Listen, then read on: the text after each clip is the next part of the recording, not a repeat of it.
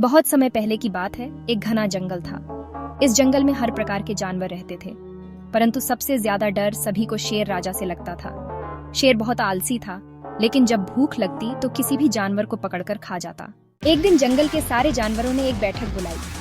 खरगोश, बंदर, हिरण, तोता और हाथी सभी वहां आए। सभी जानवरों ने कहा, ये शेर तो हमें चैन से जीने नहीं देगा, कुछ करना होगा।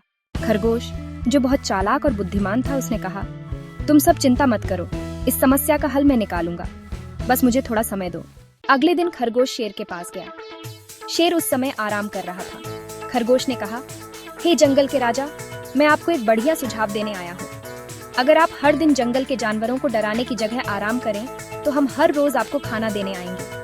आपको शिकार करने की भी जरूरत नहीं पड़ेगी। शेर ने अपनी आंखें खोली और गुर्राया, ठीक है, पर ध्यान रहे कि मुझे भूखा नहीं रहना चाहिए। अगर ऐसा हुआ तो मैं सबको खा जाऊंगा। खरगोश ने अपनी योजना चालू कर दी। हर रोज एक जानवर शेर के पास जाने लगा, लेकिन खरगोश का दिमाग तो सुपरफास्ट था। उसने सोचा, मैं किसी और का नुकसान नहीं होने दूंगा। एक दिन जब खरगोश की बारी आई, उसने शेर को सबक सिखाने की सोची। वह जानबूझकर देर से शेर के पास पहुंचा। शेर भूख से तड़प रहा था और बहुत गुस्से में था। शेर ने गरजते हुए पूछा, इतनी देर क्यों हुई? खरगोश ने कहा, हे महाराज, मैं तो समय पर आ रहा था, पर रास्ते में एक और शेर ने मुझे रोक लिया। वह कह रहा था कि वह इस जंगल का असली राजा है। शेर को गुस्सा आ गया। उसने कहा, कौन है वो?